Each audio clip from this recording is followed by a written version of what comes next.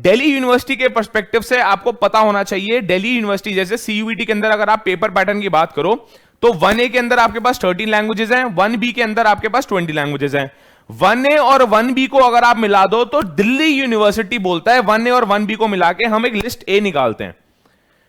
समझ पा रहे हो क्या बोल रहा हूं? हाय मुस्कान, वत्स, आयुष, पीयूष, शिव कुमार आपकी क्वेरी मैं पर्सनल सॉल्व कर लूंगा यहां पे कि आपके क्या डोमेन है। मैं आपको यह बताने आया हूं, आपके जो भी डोमेन है, जो भी आपके क्लास 12 के सब्जेक्ट्स हैं, उसके हिसाब से आपको क्या डोमेन देने हैं, उस डोमेन के हिसाब से आप कौन कौन से कोर्सेज के अंदर एलिजिबल हो जाओगे दिल्ली यूनिवर्सिटी के अंदर।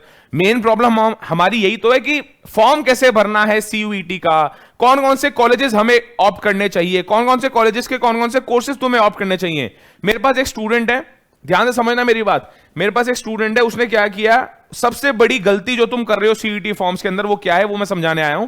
उसने क्या किया, दिल्ली यूनिवर्सिटी के अंदर उसको अप्लाई करना था, तो दिल्ली यूनिवर्सिटी के अंदर उसने क्या किया, एक लैंग्वेज ले ली, इंग्लिश हमने लैंग्वेज ले ली, प्लस बताया मैंने 2 तुम सब्जेक्ट्स B1 में से उठा सकते हो। अब स्टूडेंट्स कंफ्यूज हो जाते हैं यहां पे लिस्ट B1 क्या है, तो लिस्ट B1 भी मैं आपके पास यहां पे लेके आया हूं। जो आपके पास सेक्शन 2 27 डोमेन्स हैं उसको दिल्ली यूनिवर्सिटी ने 18 और 9 में बाइफरगेट कर दिया। समझना मैं क्या बोल रहा हूं भाई, 27 डोमेन्स है ये तो सबको पता है। 27 डोमेन्स की लिस्ट को 27 डोमेन्स आपके सेक्शन 2 के अंदर आने वाले हैं, तो दिल्ली यूनिवर्सिटी बोलता है एटलीस्ट 1 लैंग्वेज तो आपको देनी ही देनी है। मतलब आप 1 लैंग्वेज भी दे सकते हो, 2 भी, 3 भी, 1 2 3 कितनी भी लैंग्वेजेस दे सकते हो, बट 1 तो आपको देनी ही देनी है।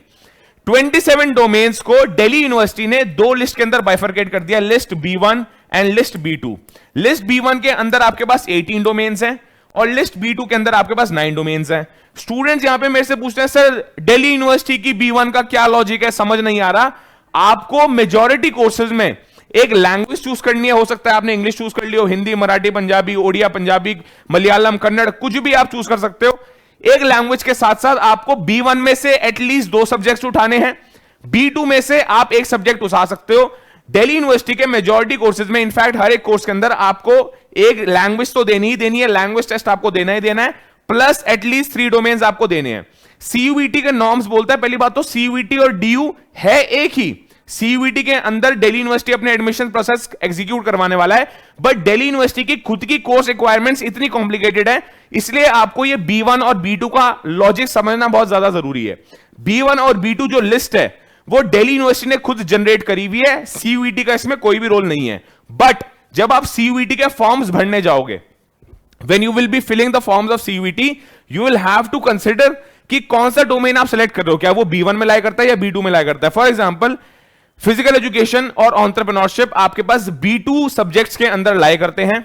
यहां पे देख लो, यहां पे देख लो, B1 के ये लिस्ट में तुम्हारे पास लेके आया हूं, B2 की ये लिस्ट आपके पास लेके आया हूं। चाहे आप PCM के हो, PCB के हो, commerce with math, commerce without maths या ह्यूमैनिटीज के स्टूडेंट हो, B1 आपके कोर सब्जेक्ट्स हैं और वो B1 के ऊपर आपको टेस्ट करने वाले हैं। अच्छा, B1 के अंदर लिस्ट B1 के अंदर आता क्या क्या है? B1 के अंदर आपके पास मोस्ट इंपॉर्टेंट जो कॉमर्स वाले पढ़ते ही पढ़ते हैं वो अकाउंटेंसी आती है, एंथ्रोपोलॉजी अगेन साइंस का सब्जेक्ट हो गया, बायोलॉजी PCB वाले पढ़ते हैं, बिजनेस स्टडीज आपके पढ़ते हैं अगेन कॉमर्स वाले, कॉमर्स विद मैथ्स वाले भी पढ़ते हैं, कॉमर्स विदाउट मैथ्स वाले भी पढ़ते हैं, केमिस्ट्री आपका PCM वाले PCB वाले पढ़ते हैं, computer science again PCM PCB और कॉमर्स वाले, कॉमर्स के स्टूडेंट्स के पास भी आपके पास कंप्यूटर साइंस और IP होती है। सिमिलरली यहां पे इकोनॉमिक्स और बिजनेस इकोनॉमिक्स CBSE बोर्ड का सब्जेक्ट है, बिजनेस इकोनॉमिक्स भी मिलता जुलता सब्जेक्ट है, बड़ी आता है ISC बोर्ड के अंदर है। एनवायरमेंटल स्टडीज अगेन आपका CBSE बोर्ड में PCM के स्टूडेंट इसको ऑप्ट कर रहे होते हैं। ज्योग्राफी अगेन आपका ह्यूमैनिटीज, ज्योग्राफी जियोलॉजी ह्यूमैनिटीज के स्टूडेंट्स दे रहे होते हैं।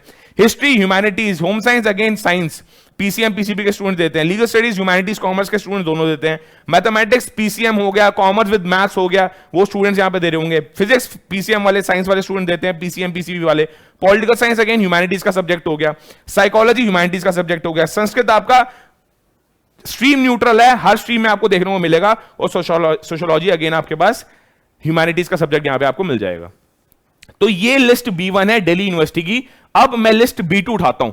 B1 तुम्हें रटी भी होनी चाहिए, B1 कुछ नहीं है, तुम्हारे कोर सब्जेक्ट्स हैं। B1 तुम्हें रटी भी होनी चाहिए, 27 डोमेन्स। अब कोई दिल्ली यूनिवर्सिटी अगर टारगेट कर रहा है तो उसके दिमाग में 27 डोमेन्स नहीं होने चाहिए, उसके दिमाग में 27 डोमेन्स की बाइफरकेशन होनी चाहिए, उसको डिफरेंस क्रिएट करना आना चाहिए कि B1 के कौन से हैं इसमें, B2 के कौन से हैं। अब B1 के मैंने तुम्हें बता दिया, अब B2 के मैं बताऊं, B2 के बताऊं यहां पे मैं आपको। B2 के कौन कौन से सब्जेक्ट्स हैं ये भी लिख लो। B2 के आपके पास ये ऑफिशियल इंफॉर्मेशन है, दिल्ली यूनिवर्सिटी की वेबसाइट पे भी तुम्हें मिल जाएगी। B2 के अंदर एग्रीकल्चर, इंजीनियरिंग, ग्राफिक्स, अगेन ये PCM PCB के स्टूडेंट्स रहते हैं। एंटरप्रेन्योरशिप स्ट्रीम न्यूट्रल है, पीसीबी के स्टूडेंट्स के पास भी होती है। साइंस, कॉमर्स, सिमिलरली ह्यूमैनिटीज के स्टूडेंट्स के पास भी होती है। Knowledge, tradition and practices in India. Fine arts, एक मेरी स्टूडेंट है उनके पास फाइन आर्ट्स है, विजुअल आर्ट्स है। Mass communication and mass communication and mass media and mass communication. Physical education, PE, NCC, yoga, इनमें से कोई भी आप लाई करोगे एक ही सब्जेक्ट में उसको गिना जाएगा। परफॉर्मिंग आर्ट्स और लास्ट में टीचिंग एप्टीट्यूड। ये 9 सब्जेक्ट्स आपके लिस्ट B2 के अंदर लाई करते हैं। तो यही थी यार लिस्ट B1 और B2 दिल्ली यूनिवर्सिटी की। आपको ध्यान रखना है, आपको एक लैंग्वेज लेनी है, आप B1 में से 2 सब्जेक्ट्स उठा सकते हो और B2 में से एक सब्जेक्ट उठा सकते हो। ऐसा जरूरी नहीं है कि आप B2 में से उठाना ही उठाना है आपको। बहुत सारे स्टूडेंट्स, मेरे पास कल 2-4 स्टूडेंट्स आए, वो बोलते हैं सर हमारे पास B2 के अंदर कोई सब्जेक्ट है ही नहीं क्लास 12th में। तो बहुत बढ़िया, कोई बात नहीं। फॉर एग्जाम्पल किसी एक मेरी स्टूडेंट है, उनके पास political science, sociology, legal studies, history और इंग्लिश थी। तो इस प्रकार का स्टूडेंट जिसके पास B2 के अंदर सब्जेक्ट ही नहीं है, उसको ऑटोमेटिकली एक लैंग्वेज देनी है, बाकी 3 डोमेन या 4 डोमेन, डिपेंडिंग कि वो कितने डोमेन देना चाहता है, वो अपने लिस्ट B1 में से उठा सकता है। B1 में से एटलीस्ट 2 डोमेन होने कंपलसरी है। B2 में से एक हो सकता है, पर ऐसा भी हो सकता है तुम बोलो नहीं नहीं मेरे को तो B2 में से कोई डोमेन उठाना ही नहीं है। इसलिए अगर आप दिल्ली यूनिवर्सिटी टारगेट कर रहे हो, आपको B1 में से एटलीस्ट 2 तो उठाने ही उठाने हैं। B1 में से 3 भी उठा सकते हो, 4 भी उठा सकते हो, बट उठाने वो हैं जो आपके क्लास 12 के अंदर आपके सब्जेक्ट्स हैं। B2 में से अगर B1 में अगर आप मान लो लिस्ट B1 में से अगर आप मान लो सिर्फ 2 सब्जेक्ट उठा रहे हो, तो B2 में से ऑटोमेटिकली आपको एक उठाना ही उठाना पड़ेगा। दिल्ली यूनिवर्सिटी के हर एक कोर्स के अंदर, यू नेम एनी कोर्स, ये जितने भी मैं कोर्सेज दिखा रहा हूं तुम्हें, जितने भी मैं, चाहे तुम arts, humanities, BA programme, BA honours के कोर्सेज हो गए, BSc पास, BSc प्रोग्राम के कोर्सेज हो गए, BCom ऑनर्स, BCom प्रोग्राम के कोर्सेज हो गए, इन सब के अंदर you need at least 1 language plus you need at least 3 domains. और यदि आप जनरल टेस्ट देते हो तो आपका होराइजन ब्रॉड हो जाता है।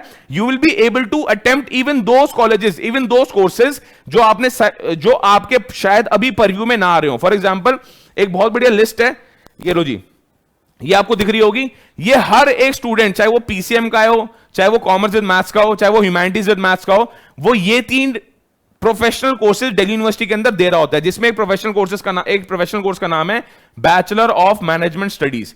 ये शहीद सुखदेव एशिया का नंबर 1 कॉलेज है यार, वो ऑफर करता है बैचलर ऑफ मैनेजमेंट स्टडीज।